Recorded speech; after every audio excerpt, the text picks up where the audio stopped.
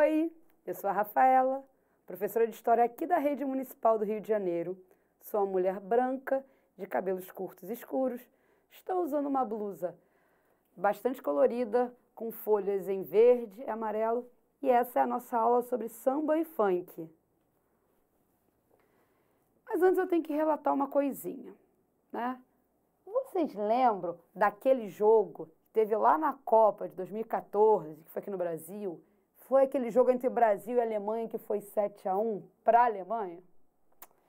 Então, eu lembro que teve uma hora que eu estava com fome, aí eu fui na cozinha. Quando eu voltei já estava assim, placar muito grande, sei lá, tinha 2 gols da Alemanha, até aí foi uma chuva de gol que não consegui entender. E você, tem lembrança desse jogo? Alguém aí da sua casa também tem lembrança desse jogo? Acho que muita gente tem, né? Ela ficou meio marcada na memória do povo brasileiro. Ela faz parte da nossa memória coletiva. O próprio nome já dá uma dica do que é, né? É a memória de um grupo ou de uma parte da sociedade. Provavelmente, você com seu grupo de amigos tem uma memória coletiva. Na escola também, na sua família. Então, quando a gente fala sempre de memória coletiva ou até a memória individual, a gente também tem que falar de esquecimento. E, durante muitos anos aqui no Brasil, tentou-se esquecer de alguns grupos. São geralmente grupos minoritários. Por exemplo, não se dava tanta importância à memória indígena, ou à memória da população negra, ou das mulheres. Ainda bem que isso, de um tempo para cá, está mudando. E esses grupos, eles são resistência, e parte da resistência vem justamente de suas memórias. Na aula de hoje, a gente vai falar sobre ritmos que também estão ligados a parte desses grupos minoritários e quase foram esquecidos, mas que hoje são símbolo de resistência. Eu estou falando do samba e também estou falando do funk. Mas antes de começar a aula em si, é bom a gente lembrar que samba e funk têm muitas coisas parecidas, mas o que a gente sempre quer ressaltar é justamente a origem desses dois ritmos, ligados a populações que foram escravizadas aqui no Brasil. Estou falando dos africanos e de seus descendentes. Mas vamos começar pelos mais velhos, por questão de respeito. Vamos falar um pouquinho sobre samba. Samba, que é um dos símbolos do Brasil, conhecido internacionalmente, aqui no Rio de Janeiro também é símbolo. Não se tem exatamente uma data assim que a gente pode dizer assim, começou o samba. O que a gente pode dizer, por exemplo, é que o primeiro samba ele foi gravado em 1917, o nome desse samba era Pelo Telefone, e que quem gravou foi o Donga. Mas a gente sabe que o ritmo, o tocara, a roda de samba, tudo isso já fazia parte do cotidiano justamente dessas populações que moravam um pouco mais longe do centro. Populações que eram descendentes dos africanos que vieram para cá. O samba também não tem muito bem uma origem definida. Também está ligado, por exemplo, ao recôncavo baiano. Mas eu estou falando, nessa aula, especificamente sobre o samba que surgiu em uma parte do Rio de Janeiro. Essa parte ela é chamada de Pequena África. Você já deve ter ouvido falar nesse nome. Hoje em dia, ela corresponde aos bairros da Gamboa, Saúde, Santo Cristo e ali a Praça Mauá. Mas no século XIX, ela era um pouco maior. Ela ia até a Praça 11. Vale lembrar o seguinte, nessa época que eu estou falando, não existia, por exemplo, a Avenida Presidente Vargas. Então, o que existia eram pequenas ruas ali. Então, essa Pequena África ela era expandida. Quem deu esse nome? A gente vai conhecer o cara que deu esse nome agora. Gente, esse aí é o Heitor dos Prazeres, muito importante para a cultura carioca. sambista, pintor. Inclusive, ele está posando aí nessa foto ao lado de uma das suas pinturas. Também sambista. Ele deu ali, entre o final do 19 e o início do 20, esse nome. Você já deve ter imaginar o porquê. Porque nessa região circulavam muitos negros, tanto escravizados, antes de 1888, quanto libertos. Gente, então, por que tinha tantos negros na pequena África? Porque ali, na enseada do Valongo, tinha um cais. Esse cais, ele funcionou de 1811 a 1850. Aqui no Brasil, a gente recebeu mais ou menos 5 milhões de indivíduos que cruzaram o Atlântico para vir para cá. 5 milhões mais ou menos. Desses 5 milhões, 1 milhão teve o cais do Valongo como seu destino. Quando o cais foi inutilizado, ali em 1850, depois da Lei Eusébio de Queiroz, que proibia esse tráfico negreiro, muitos desses indivíduos continuaram pela área.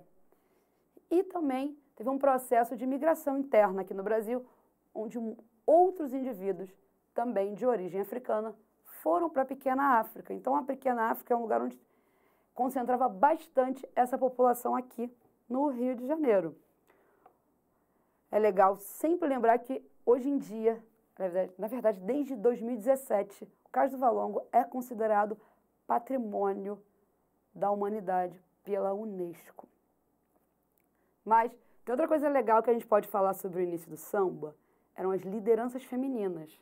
A gente tem, por exemplo, a Tia Seata, que reunia muitos sambistas em sua casa, que ficavam hoje em dia ali na Cidade Nova, e ali eles podiam realizar tranquilamente suas rodas. No final do 19, qualquer batuque, qualquer música com tambor era proibida. Não só batuques, né? Por exemplo, a capoeira também era proibida. Então, essas tias foram bastante importantes para a sobrevivência e resistência do samba. Agora, vamos ver uma foto de um dos ranchos organizados pela Tia Seata? Queria muito que você de casa reparasse a cor das pessoas dessa foto.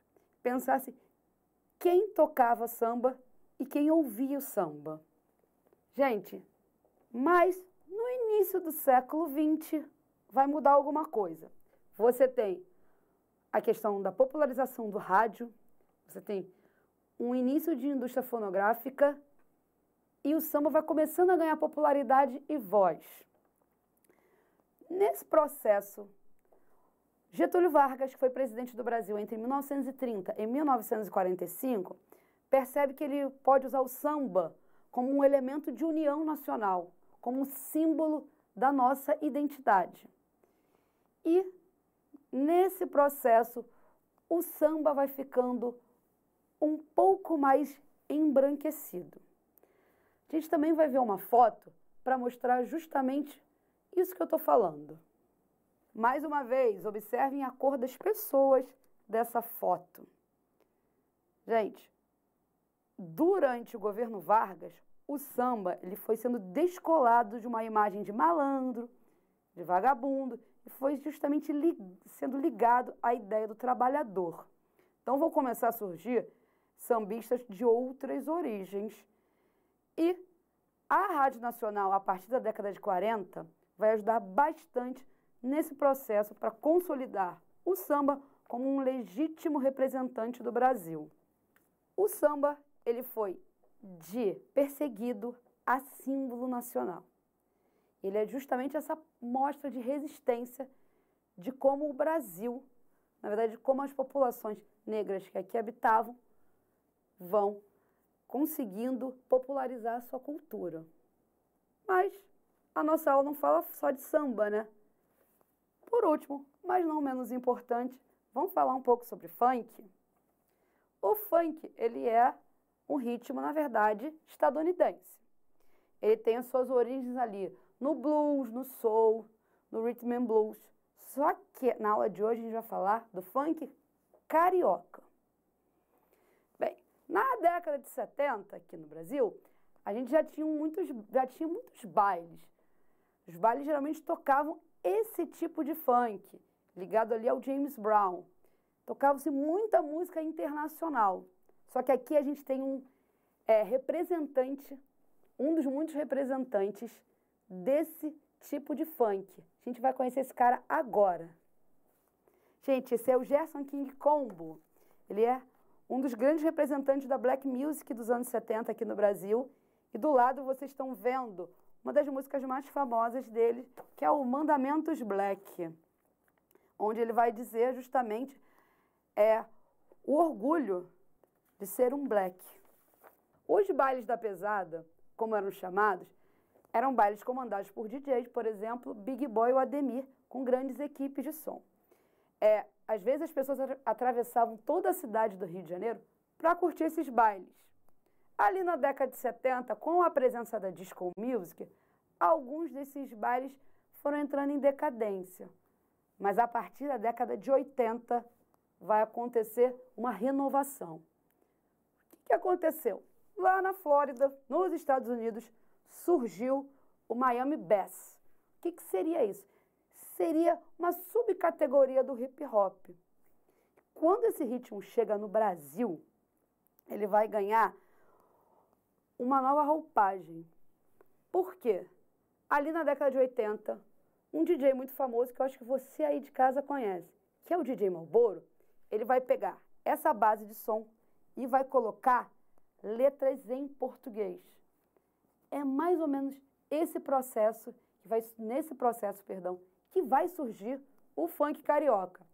A gente tem uma data ali específica para tratar disso, que é 1989, que é o lançamento do Rap Brasil, que hoje em dia tem músicas que hoje em dia são já consideradas clássicos, como Rap da Felicidade, Endereço dos Bailes, isso tudo. Então, galera, e a partir daí, o funk só foi ganhando o Brasil, né? Foi sendo misturado com outros ritmos, com outras sonoridades, mas, como o samba, o funk também foi muito perseguido e alvo de preconceito. Então, funk e samba, eles são grandes ritmos de resistência e que estão ali na nossa memória coletiva. E a gente viu na aula de hoje justamente isso, como funk e samba estão presentes na nossa memória como população carioca. A aula está acabando, mas não sem antes um desafio, né? A gente falou de memória, falou de samba, falou de funk. Então, meu desafio para você é justamente esse. Pergunte aos seus familiares ou pessoas da sua rua, da sua escola, se eles já foram rodas de samba ou a baile de funk, e perguntem o que eles lembram desses eventos. Bem, agora eu vou ficando por aqui. Até a próxima. Tchau, tchau!